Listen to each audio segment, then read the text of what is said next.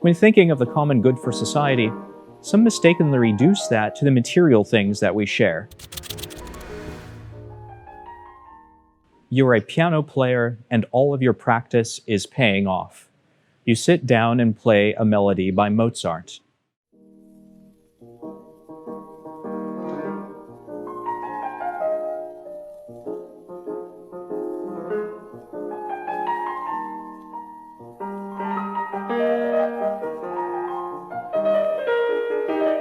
You're not bad.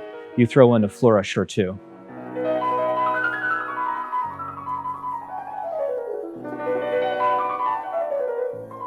If you keep it up, you could play a fine piano solo. You could be proud of your work. But your playing would only be a private good. It would be a good produced by you alone. And if you were the only one to hear the performance, it would be for you alone. Just you, yourself, and your playing. Nothing bad, but the good would be a limited good. This is a fairly common way for some people to think about society. You play your melody, and I'll play mine. You live your life, I'll live mine. As long as I don't interfere with your life's melody and you don't mess with mine, then we should be satisfied with our mutual non-aggression pact. The thing is, this doesn't make a society. 1,000 pianists playing 1,000 melodies on 1,000 pianos in the open square would not be music made in common, it would be cacophony. Thus, in some places in society, we see increasing anarchy. Citizens no longer united in a common and mutually enriching order, but more and more people increasing to the noise of chaos. Some suggest that the solution is to encourage people to self-isolate. Sit back, click on Netflix, plug into the Matrix, and forget that you are a social being made to be in relationship with others.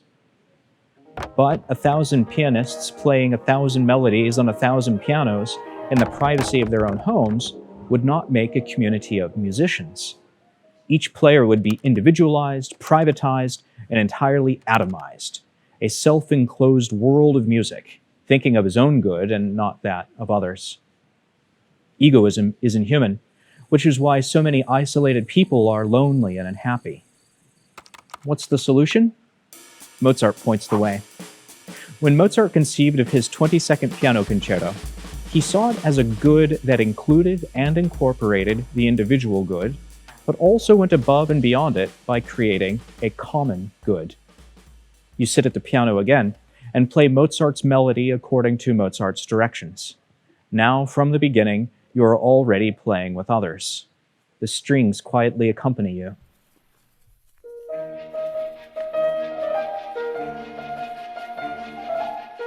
Then the orchestra bursts out to join you in the melody.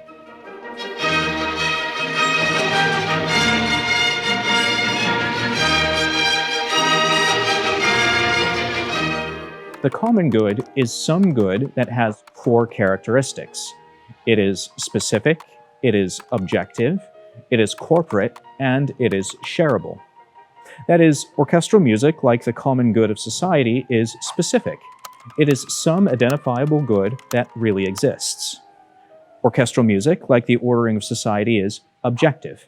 It exists outside of the individual and is independent from the existence of any particular person. Orchestral music, like the relationships that make up a society, is corporate.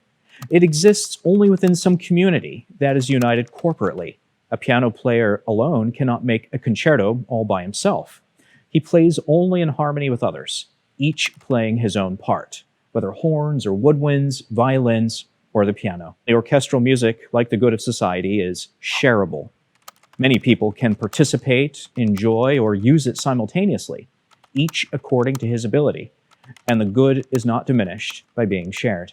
When thinking of the common good for society, some mistakenly reduce that to the material things that we share, such as the rivers, ocean, land, forests, and even the air.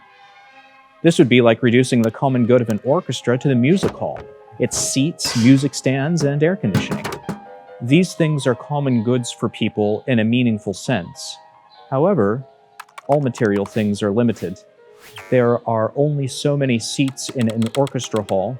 There is only so much wood in a forest that can be used before there aren't any more trees.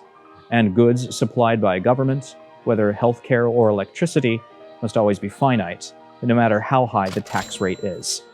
Now, the more shareable a good is, the more common it can be. The formal aspect of a common good is its most shareable aspect, and therefore it is greater than the material common good. The Mozart melody played by the orchestra is greater than the mere building. Indeed, the music played well makes the place come alive. The piano playing well does not harm the horns. The violins playing their melody do not work against the woodwinds. Each has a part to play in a greater whole. Sometimes that will mean one instrument or another will play a solo, not so as to detract from the others, but so as to highlight the exuberance of their uniqueness, so that all can share in a greater joy in playing together than they could have on their own individually. Similarly, in society, by playing our part well, and with a view to the common good, we can respect the roles that others can play, and indeed we can participate in each other's unique contributions that help create a greater whole. On the natural plane, the common goods that are most shareable are the virtues. Everyone can participate in justice and charity.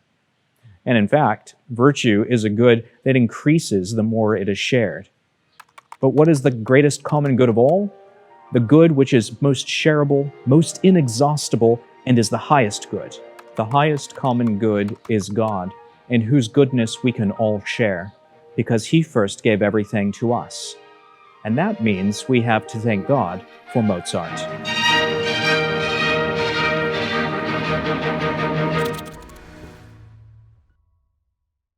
In the next episode, we will see how in giving, we also receive, and what this means for the possession and use of property.